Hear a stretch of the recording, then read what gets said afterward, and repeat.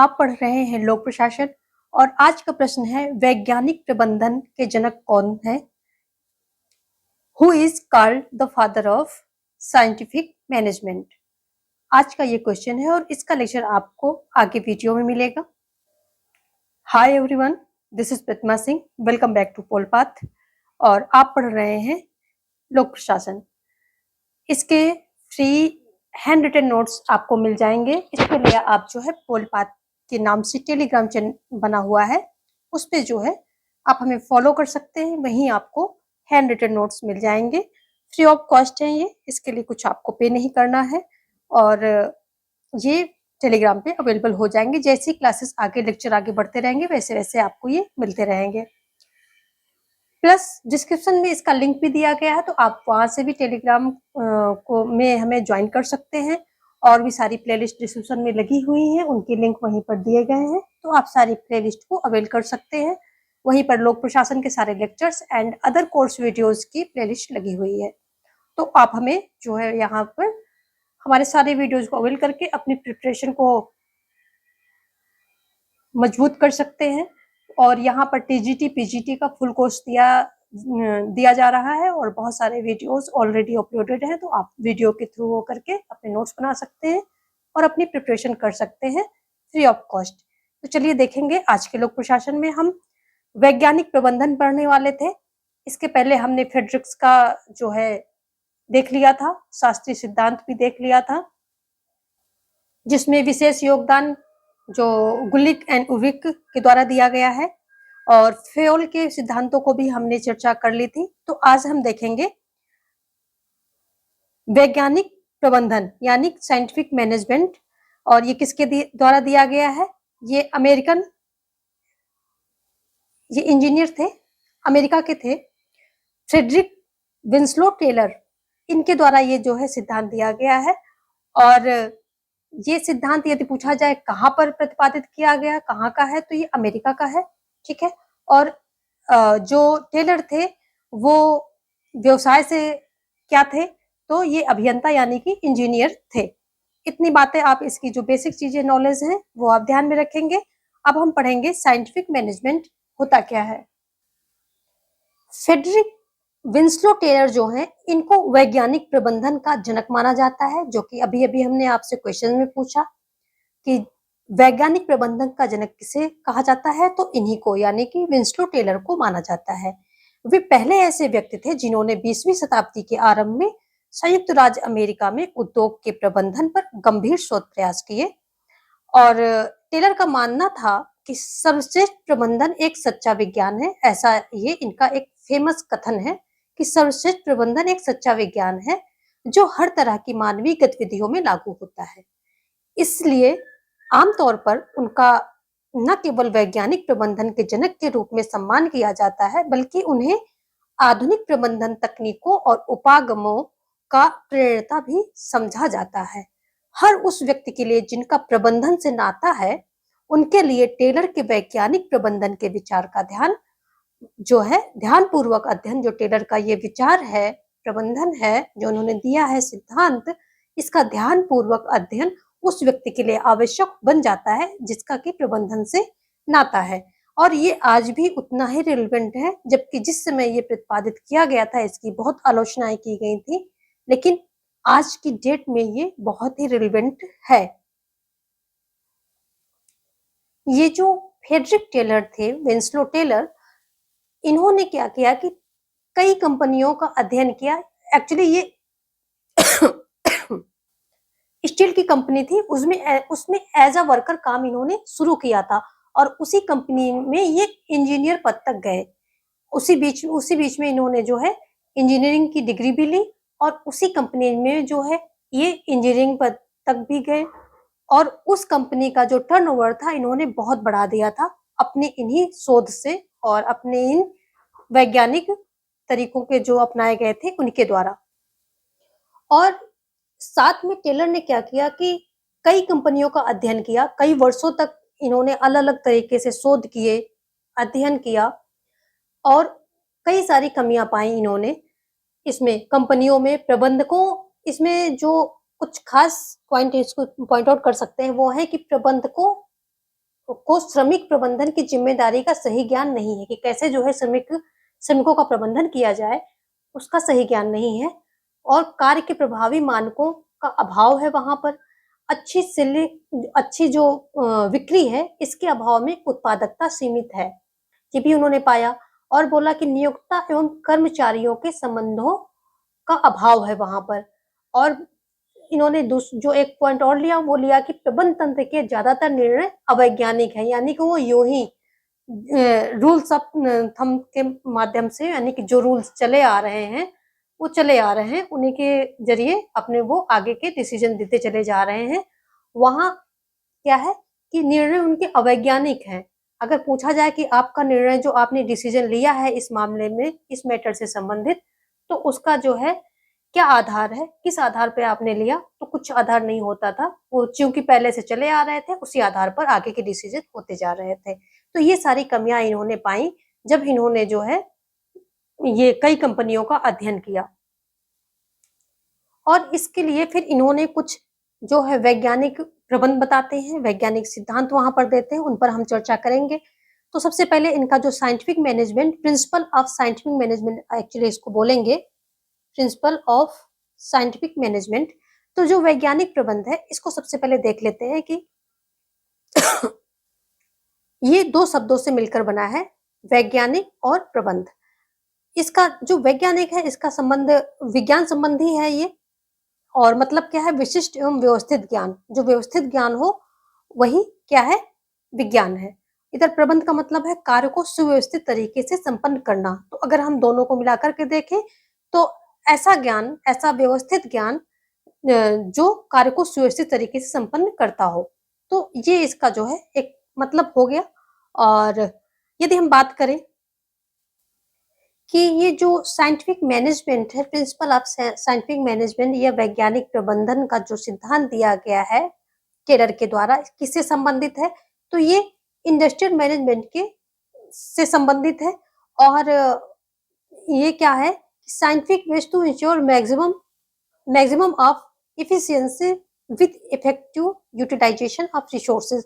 तो इनका इससे ये संबंधित है कि किस तरह साइंटिफिक या वैज्ञानिक तरीके से इंश्योर करें कि ज्यादा से ज्यादा जो है उत्पादकता भी हो जाए और इफेक्टिव यूटिलाइजेशन ऑफ रिसोर्सेज, जो रिसोर्सेज हैं उनका अच्छे से यूटिलाइजेशन भी हो। ऐसा नहीं कि हम कोई चीज बना रहे हैं, उसमें जितना रिक्वायरमेंट है उससे ज्यादा रिसोर्सेज हम लगा रहे हैं और उत्पादकता भी कम हो रही है, टाइम भी ज्यादा लग रहा है, लेबर चार्ज भी ज्यादा जा रहा है, टाइम की खपत हो रही है, रिसोर्सेज की खपत हो रही है और उत्पादकता कम हो रही है। तो इन सब चीजों से निजात पाने के लिए इन्होंने बोला कि एक वैज्ञानिक तरीके से कोई भी कार्य करने का, इन्होंने ढूंढा कि कोई भी कार्य अगर किया जा रहा है तो उसका सर्वोत्तम तरीका क्या है। सर्वोत्तम तरीका मतलब कि किस तरीके से जो है वो कार्य कम समय में, कम खर्च में और कम जो है टाइम में, कम रिसोर्सेज के साथ ज्यादा से ज्यादा उसकी उत्पादकता हो सकती है। तो ये सारी चीजें इन्होंने इसमें खोजने की कोशिश की, जो कि फर्स्ट टाइम था। इससे पहले किसी ने इतना व्यवस्थित विवरण इस बारे में दिया ही नहीं था, इस तरफ सोचा ही नहीं था।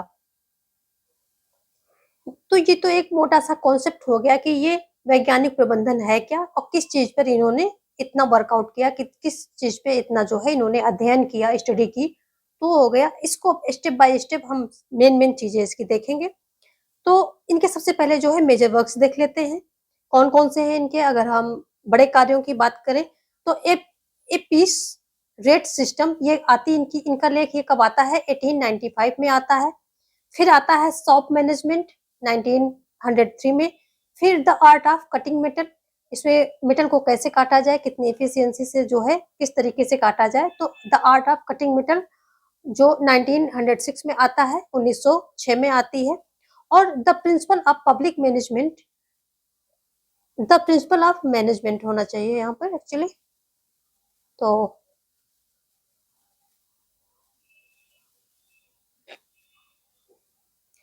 द प्रिंसिपल ऑफ मैनेजमेंट कब आती है, ये 1911 में आती है। जो ये प्रिंसिपल ऑफ मैनेजमेंट है, इसी में जो है इन्होंने वैज्ञानिक प्रबंधन का जो सिद्धांत होते हैं, मेन सिद्धांत जो इसी में इन्होंने दिए हैं, तो वो हम आगे देखेंगे। तो इसमें सबसे पहले हम डिस्कस करेंगे कि जो इनका प्रबंधन था, टेलर का प्रबंधन था, ये वैज्ञानिक कैसे था, इस पर सबसे पहले हम डिस्कस करेंगे। तो चलिए देखते हैं इनके कार्यों को। उससे पहले हम देख लेते हैं मेंटल रिवोल्यूशन ये क्या है, यानी कि मानसिक क्रांति। मानसिक क्रांति, कई बार ये क्वेश्चन में सीधे सीधे ऐसे क्वेश्चन आ जाता है मानसिक क्रांति से संबंधित। तो mental training provide to workers, option A है। ऑप्शन बी क्या है, workshop should be provided to understand companies tradition. C है cooperation and non conflict between manager and workers. तो ऑप्शन सी जो है आपका यहाँ पर राइट हो जाएगा, सहयोग और नॉन कॉन्फ्लिक्ट, यानी कि संघर्ष उनके बीच में नहीं होना चाहिए, कॉन्फ्लिक्ट संघर्ष नहीं होना चाहिए बिटवीन मैनेजर एंड वर्कर्स, में जो प्रबंधक है और जो वर्कर्स हैं उनके बीच में कॉन्फ्लिक्ट ना होकर के सहयोग होना चाहिए। ठीक है, तो सहयोग, सहयोग ना कि संघर्ष, किसके बीच में, प्रबंधक और वर्कर्स के बीच में। तो मानसिक क्रांति का मतलब जो है यही होता है, मेंटल रिवोल्यूशन का मतलब यही होता है। मानसिक क्रांति का अर्थ अगर हम देखें ठीक से, तो प्रबंधक वर्ग एवं श्रमिक वर्ग की मानसिक स्थिति में बदलाव लाने से है, यानी कि इनकी जो सोच है उसी को बदल दिया जाए।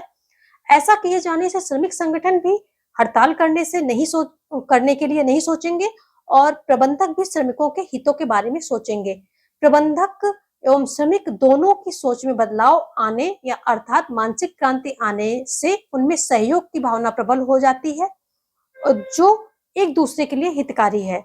सामान्यतः यह देखा जाता है कि प्रबंधकों एवं श्रमिकों के हितों में टकराव की वजह से झगड़े की स्थिति उत्पन्न हो जाती है और लाभ का बंटवारा होता है।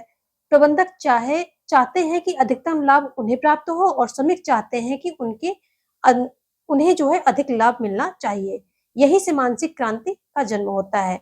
और टेलर यहाँ पर कहते हैं कि दोनों को लाभ के बंटवारे की बजाय लाभों की बढ़ोतरी की बात सोचनी चाहिए।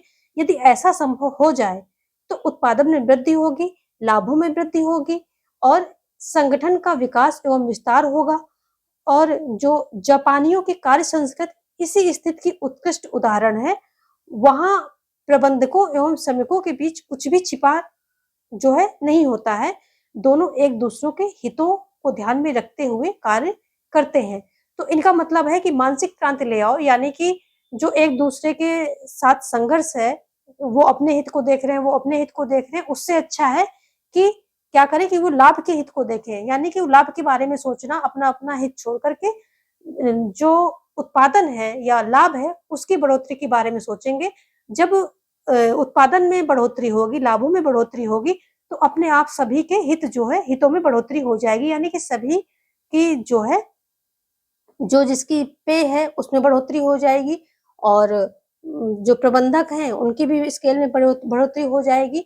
तो और यही टेलर कहते हैं कि जो जापानियों की संस्कृति है, कार्य संस्कृति है, तो उनका जो है उनमें यही देखने को मिलता है। जो उनका वर्किंग प्रोसेस है, वहाँ का वर्किंग कल्चर है जापानीज का, तो वहाँ पर यही देखने को मिलता है। तो ये हो गई मेंटल रिवोल्यूशन, इससे संबंधित क्वेश्चन आते हैं, तो इसलिए इसको यहाँ पर हमने देखा है। आगे जो है ये क्या बताते हैं टेलर, टेलर आगे बताते हैं कि principle of scientific management, principle of scientific management, इसके बारे में ये क्या बताते हैं। यहाँ पर इन्होंने 4 चीजों को बहुत वैसे लिया है, यानी कि फोकस किया है। Development of true science of work, यानी कार्य के एक वास्तविक विज्ञान का विकास। फिर क्या कहते हैं कि scientific selection, training and development of workers, कामगारों के वैज्ञानिक चयन एवं प्रभावी विकास, वैज्ञानिक ढंग से प्रशिक्षण, ये बात की है। फिर इन्होंने बोला है कि division of work and responsibility, यानी कि प्रबंधक और श्रमिक के बीच कार्य एवं उत्तरदायित्व की भावना होनी चाहिए। तो इन बातों पे इन्होंने काफी ज्यादा फोकस करते हुए ये कहते हैं कि जो है इन बातों पर जो है अगर फोकस किया जाए तो कोई भी कंपनी, यानी कि जो इंडस्ट्री है उसकी उत्पादकता बढ़ाई जा सकती है और उसमें बहुत अधिक चेंजेस लाए जा सकते हैं। उत्पाद प्रोडक्शन एंड प्रोडक्टिविटी दोनों को बढ़ाया जा सकता है। प्रोडक्शन तो होता है कि सामान का उत्पादन, प्रोडक्टिविटी यानी कि यदि किसी की मशीन की क्षमता है 60% उसकी मतलब 100% देने की क्षमता हो रही, 80-80% दे रही है देने की जो उसकी क्षमता है, और वो अभी 40-50 ही दे रही है, तो उसकी जो है प्रोडक्टिविटी को बढ़ा दिया जाएगा, यानी कि वो उसको 70 पे ले जाया जाएगा, 80 तक भी ले जाया जा सकता है, तो उसकी क्षमता को बढ़ा दिया जाएगा। तो प्रोडक्शन एंड प्रोडक्टिविटी दोनों को बढ़ाया जा सकता है अकॉर्डिंग टू टेलर। टेलर के समय में औद्योगिक प्रबंधन हुआ करते थे, उनमें जो भी औद्योगिक प्रबंधन होते थे टेलर से पहले, टेलर के समय में, जब तक टेलर ने इस पे कुछ अध्ययन नहीं किया था, स्टडी नहीं करके अपने सिद्धांतों का प्रतिपादन नहीं किया था, उससे पहले की बात हो रही है कि जो भी औद्योगिक प्रबंधन होते थे, उनमें कोई वैज्ञानिकता नहीं होती थी। खास बात ये थी कि जो लोग प्रबंधन करते थे, उनकी डिसीजन में उनकी विल्स एंड फैंसी चलती थी। विल्स एंड फैंसी चलती थी, यानी कि जो वो कह देते थे वही ठीक होता था। लेकिन उनसे अगर पूछा जाए कि ये जो है आपने जो डिसीजन दिया है, जो आपने ये निर्णय लिया है, जिस तरह से कार्य करने का प्रोसेस बताया है, तो ये किस आधार पे लिया है? तो उनके पास ऐसा कोई जवाब नहीं रहता होगा, कोई पूछता ही नहीं था इन बातों पे, और पूछता तो जवाब भी नहीं रहता है। थंब रूल जो है एक प्रकार से, थंब रूल यानी कि बने बनाए रूल पहले के जो चले आ रहे थे, उन्हीं को आगे फॉलो किया जा रहा था। तो टेलर ने कहा कि थंब रूल को डिस्कार्ड करना चाहिए और कार्य करने की सर्वोत्तम विधि को जो है ध्यान में रखा जाना चाहिए, यानी कि कोई भी कार्य, एक कार्य को 1000 तरीके से किया जा सकता है, लेकिन सर्वोत्तम विधि के द्वारा उस कार्य को संपादन अगर किया जाए, तो उसमें रिसोर्सेज कम लगेंगे, टाइम कम लगेगा, उत्पादकता कम होगी और जो है प्रोडक्टिविटी बढ़ेगी। प्रोडक्टिविटी उसकी बढ़ेगी और जो है कंपनी को लाभ होगा, वर्कर्स को भी लाभ मिलेगा। ये सारी बातें उन्होंने इसमें की हैं, बताई हैं। और आगे ये कहते हैं कि वर्कर के साथ-साथ जो प्रबंधक हैं, इनको भी जो है ट्रेंड किया जाना चाहिए, यानी कि इनको भी जो है जैसे वर्कर्स को नई-नई चीज़ें, इनको ट्रेनिंग दी जा रही है, इनके सिलेक्शन का प्रोसेस जो है अलग तरीके से किया गया, मतलब एक वहाँ मिनिमम क्राइटेरिया रख दिया गया कि जो है इतना तो होना ही चाहिए, इतना जो वर्कर्स हम ले रहे हैं अपनी कंपनी के लिए, इंडस्ट्री के लिए, तो उनमें ये मिनिमम स्किल्स या मिनिमम क्राइटेरिया इतना तो होना चाहिए, उसके बिना उनका सिलेक्शन नहीं होगा। तो ऐसे प्रबंधकों पर भी जो है कुछ वहाँ पर भी नियम, उन प्रबंधकों के ऊपर भी नियम जो है लागू किए थे इन्होंने, टेलर ने। ऐसा ये जो है कि मतलब ताकि प्रबंधक पर भी उतनी ज़िम्मेदारी आए, वर्कर्स की भी उतनी ही ज़िम्मेदारी रहे और दोनों को ट्रेन किया जाए, और इसी से जो है आर एंड आर&डी का जो है यहाँ पर एक प्रकार से डेवलपमेंट होता है। ये रिसर्च एंड डेवलपमेंट इसी कार्य पद्धति का एक जो है पार्ट है। और जैसा कि अभी-अभी हमने बात की कि जो वर्कर्स के साथ प्रबंधक हैं, इनके बीच में क्या होना, सहयोग होना चाहिए, कॉन्फ्लिक्ट नहीं होना चाहिए।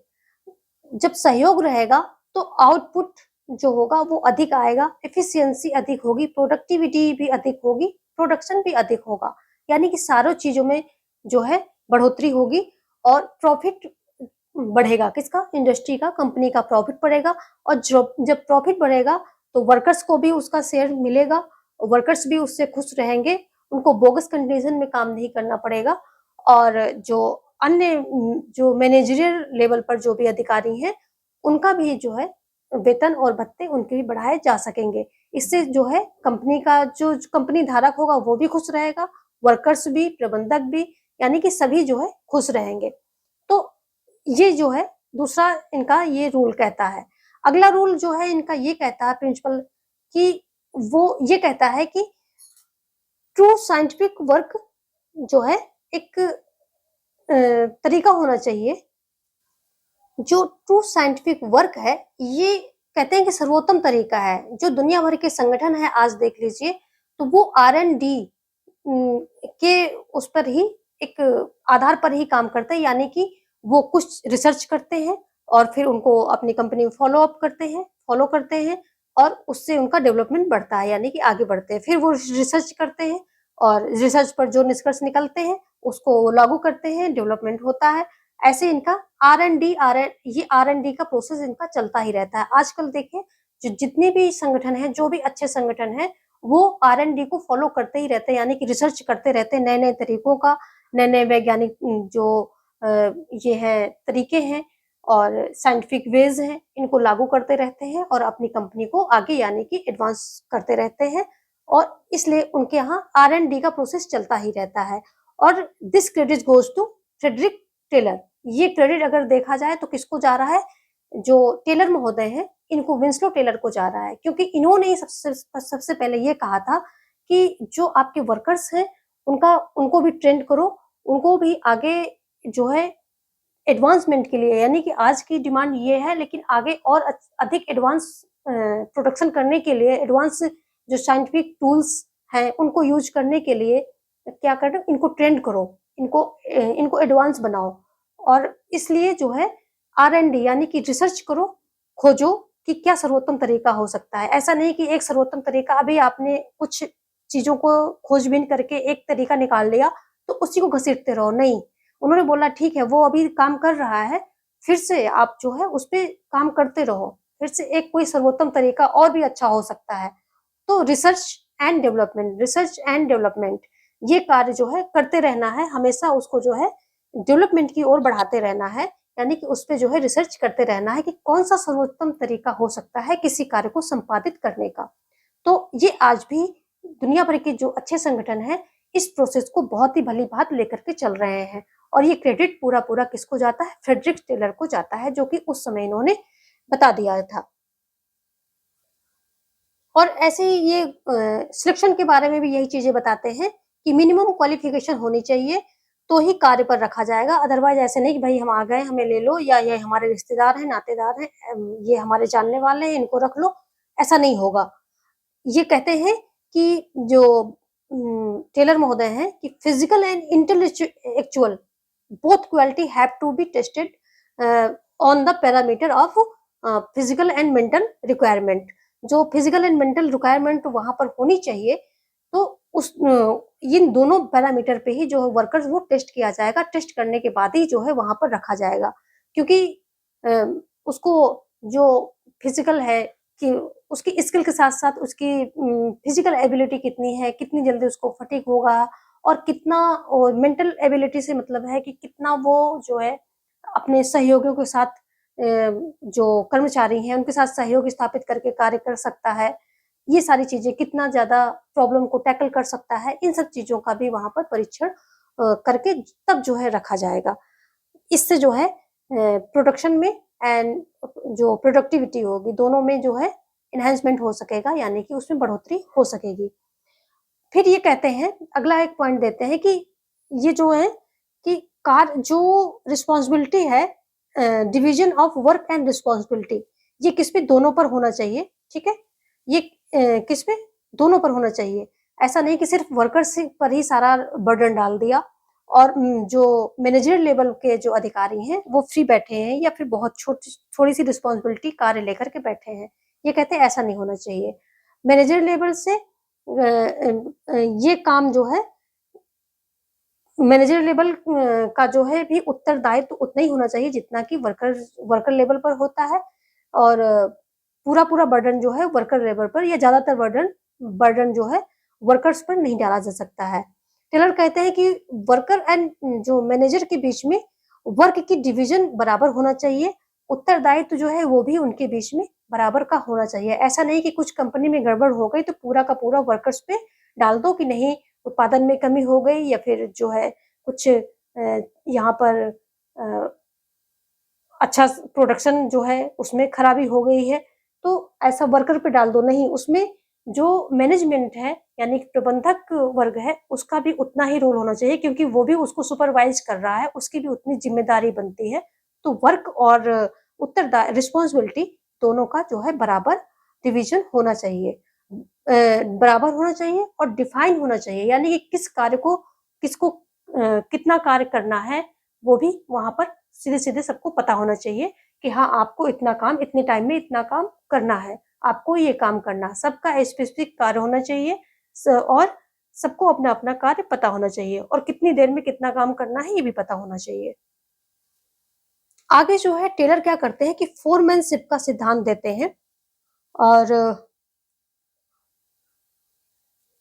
चलिए फोरमैनशिप का सिद्धांत पहले देखेंगे हम, उसको बाद में देखेंगे।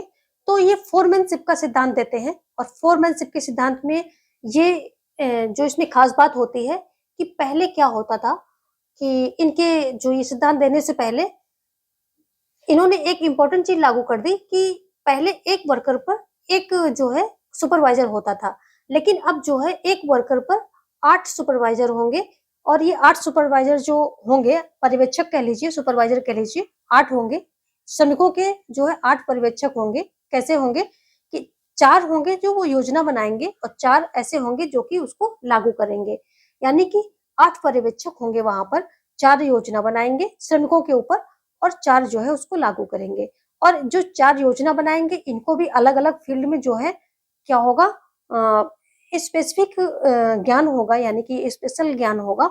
और जो लागू करेंगे तो इनको भी एक स्पेशल नॉलेज के ये निर्धारक होंगे, मतलब धारक होंगे।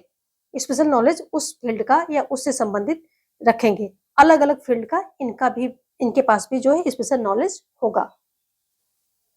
इनका मानना ये था कि जो एक सुपरवाइजर, श्रमिकों पर एक सुपरवाइजर है, तो वो सुपरवाइजर सफिशिएंट नहीं है, क्योंकि उसको श्रमिकों को दसियों चीजें करनी पड़ती हैं, दसियों तरह की वहाँ प्रॉब्लम होती हैं, दसियों तरह की चीजें टैकल करनी होती हैं पूरे प्रोसेस में, प्रोडक्शन के प्रोसेस में।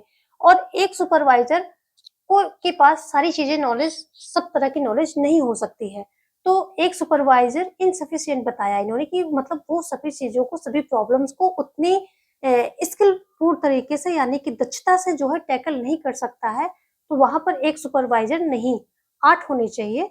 और ऐसा 8 इसलिए होने चाहिए क्योंकि जब एक वर्कर को दसियों चीजें करनी पड़ती हैं, तो जो अलग-अलग सुपरवाइजर होंगे तो वो अलग-अलग फील्ड से रिलेटेड जो उनके पास स्पेशलिटीज होंगी, जो उनके साथ मतलब विशेष नॉलेज उनके पास होगा, उसके आधार पर वो उनको जो है सुपरवाइज कर पाएंगे। इससे क्या होगा कि वर्कर्स को एक सही राय मिलेगी और मतलब उनका टाइम सेविंग भी होगा और अच्छी राय मिलेगी, एक सही डिसीजन मिलेगा, सही राय मिलेगी, तो वो जल्दी से उस कार्य को जो है करने में सक्षम होंगे, उस प्रॉब्लम को टैकल करने में सक्षम होंगे। ऐसा इनका मानना था। तो इन्होंने इसलिए जो है फोरमैनशिप का जो है सिद्धांत दिया और इसमें 8 पर्यवेक्षक होते हैं, 4 योजना बनाएंगे, 4 जो है लागू करेंगे। तो ये इनका जो है फोरमैनशिप का सिद्धांत है, छोटा सा है बट इससे भी क्वेश्चन आते हैं। अब हम चलेंगे थोड़ा निष्कर्ष की ओर, यानी कि कंक्लूजन देख लेते हैं। कंक्लूजन में क्या है, science not rule of thumb, यानी कि इसमें कंक्लूजन में देखें कि क्या जो है मेन पॉइंट है। तो ये जो टेलर है, टेलर कहते हैं कि जो है विज्ञान को फॉलो किया जाना चाहिए, यानी कि किसी डिसीजन जो लिया गया है उसके पीछे रेशनल जो है चीजें देखनी होती हैं, ना कि rule of thumb. Rule of thumb का मतलब कि पहले से बने हुए नियम, उन्हीं को बस हम फॉलो किए जा रहे हैं। तो रूल ऑफ थंब की जरूरत नहीं है, not rule of thumb. Science यानी कि साइंटिफिक मैनेजमेंट की रिक्वायरमेंट है। और दूसरा देखें तो पॉइंट क्या है, मेन पॉइंट पर हम चल रहे हैं, यानी कि अभी हम कंक्लूजन पे चल रहे हैं, तो उसको हम देख रहे हैं। तो कोऑपरेशन नॉट कॉन्फ्लिक्ट, ये क्या कहते हैं कि सहयोग की जरूरत है, कॉन्फ्लिक्ट यानी कि संघर्ष की नहीं, सहयोग ना कि संघर्ष। ठीक है, सहयोग की जरूरत है वहां पर, संघर्ष की जरूरत नहीं। किसके बीच, कर्मचारी और प्रबंधकों के बीच, जो कामगार हैं, जो वर्कर्स हैं और जो मैनेजर्स हैं, उनके बीच में सहयोग की जो है जरूरत है, सहयोग होना चाहिए, संघर्ष नहीं होना चाहिए। इससे भी क्या होगा कि प्रोडक्टिविटी और जो है प्रोडक्शन दोनों में एनहांसमेंट होगा। और तीसरा क्या है, maximum output not restricted output, यानी कि ये कहते हैं कि जब हम वैज्ञानिक तरीकों को अपनाएंगे और हर जो साइंटिफिक मैनेजमेंट को अगर अपनाएंगे, वैज्ञानिक प्रबंधन को अपनाएंगे, तो वहां पर क्या होगा, मैक्सिमम आउटपुट हमें लेना है, नॉट रिस्ट्रिक्टेड, यानी कि सीमित आउटपुट नहीं लेना है। सीमित आउटपुट क्यों लेना, अगर किसी मशीन की क्षमता जो है 90% उत्पादन करने की है और वो अभी हमें को 50% या 60% या 40% दे रही है, तो हमें क्या करना है कि मैक्सिमम, यानी कि जो ये साइंटिफिक मैनेजमेंट को, जो वैज्ञानिक प्रबंधन है, इसका इस्तेमाल करते हुए हर एक स्टेप पे, वर्कर्स पे, प्रबंधन पे, टूल्स पे और स्किल्स पे, ट्रेनिंग पे, डेवलपमेंट पे, रिसर्च पे, हर चीज को करते हुए और उसकी प्रोडक्टिविटी कितनी करनी है, 90 है उस मशीन की, तो यस 90 चाहिए। तो यहाँ पर वहां तक हमको ले जाना है, मैक्सिमम जितना उसका है, क्षमता जितनी है, जितनी क्षमता है उतना हमको ले जाना है। और कैसे ले जाना है? जो ये वैज्ञानिक प्रबंधन है, यानी कि साइंटिफिक मैनेजमेंट है, इनको यूज करते हुए इनका यूज करना है। थम्स ऑफ रूल, जो रूल्स ऑफ थम है, इनका यूज नहीं करना है। ठीक है, तो सीमित उत्पादन नहीं चाहिए हमको, क्या चाहिए? मैक्सिमम उत्पादन चाहिए, मैक्सिमम आउटपुट चाहिए। ठीक है, आगे क्या है जो मेन पॉइंट? Time management. इसमें टाइम मैनेजमेंट पर इन्होंने बहुत ज्यादा ध्यान दिया है और ये बताते हैं कि इसमें जो है टाइम मैनेजमेंट का बहुत इंपॉर्टेंट रोल है। हर एक व्यक्ति को पता होना चाहिए कि कितने टाइम में कौन सी चीज जो है बना देनी है, और उसके पहले वो कैसे डिसाइड की जाएगी, उस पर जो है अध्ययन होगा, रिसर्च होगा कि ठीक है इस चीज को बनाने में अगर इफिशियंट वे से करें, एक वैज्ञानिक तरीके से, एक वैज्ञानिक मैनेजमेंट को हम लेते हुए, उसको ध्यान, सभी चीजों के सभी स्टेप को ध्यान में रखते हुए एक सर्वोत्तम तरीका अगर हम फाइंड आउट कर पाते हैं, तो वहां पर डिसाइड हो जाएगा कि कोई चीज बनने का जो है टाइम कितना है, कोई चीज बनने में, एक चीज बनने में टाइम कितना लग रहा है, यानी कि एक अप्रोप्रिएट टाइम जो है कितना ले रही है कोई चीज, एक चीज तैयार होने में। तो उतने ही टाइम जो है यहाँ पर क्या होना चाहिए कि सभी को कंपनी में जो है फॉलो कर देना चाहिए कि ठीक है इतनी टाइम में ये चीज बननी है और इतनी टाइम में आप जो है इतनी चीजें बना करके देंगे।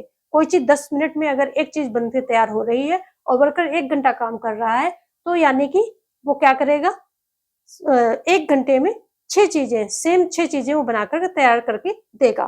तो ये यहाँ पर जो है इन्होंने किया।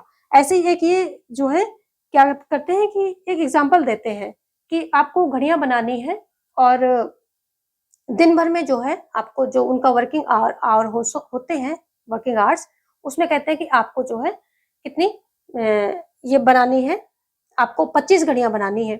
25 घड़ियां बनाएंगे तो 5 के हिसाब से आपको जो है एक घड़ी का 5 रुपया मिलेगा। लेकिन यदि आप उसी वर्किंग आवर में 24 घड़ियां बनाते हैं, तो आपको एक घड़ी का 4 रुपया मिलेगा। क्यों?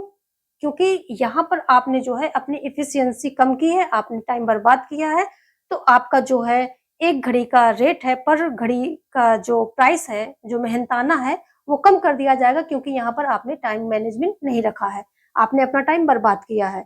तो इसलिए ये कहते हैं कि जब ऐसी चीजें वहां पर लागू की जाएंगी, तो वर्कर्स जो है स्वयं जो है क्या करेंगे कि अपना टाइम मैनेजमेंट को अच्छे से ध्यान में रखते हुए करेंगे, क्योंकि किसी को भी एक घड़ी बना करके सीधे-सीधे बहुत ज्यादा नुकसान उनका होता था।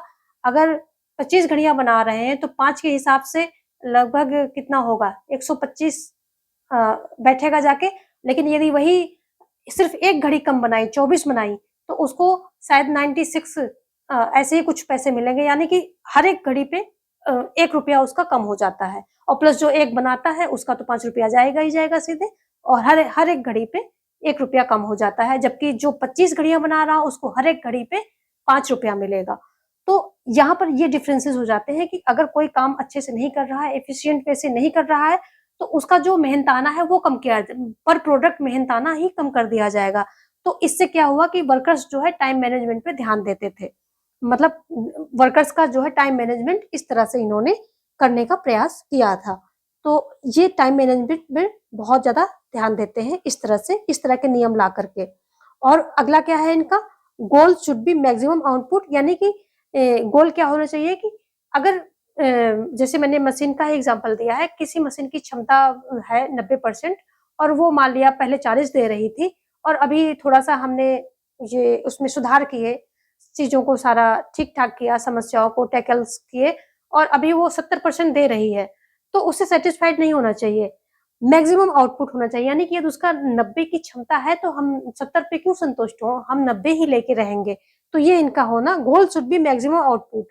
तो यानी कि पहले से बेहतर है, लेकिन मैक्सिमम गोल क्या होना चाहिए, मैक्सिमम, यानी कि सबसे ज्यादा, सर्वोच्च आउटपुट के जो है लक्ष्य होना चाहिए, ऐसा ये जो है अपना गोल रखना चाहते हैं। फिर लास्ट क्या है कि development of every person to its greatest efficiency, कि हर एक पर्सन की जो है उसकी एफिशिएंसी जो है उस पर जो है उसका डेवलपमेंट होते रहना चाहिए, यानी कि पर्सन को जो है ट्रेनिंग देते रहना चाहिए, जो एडवांस चीजें आ रही हैं उनके बारे में उनको नॉलेज होना चाहिए।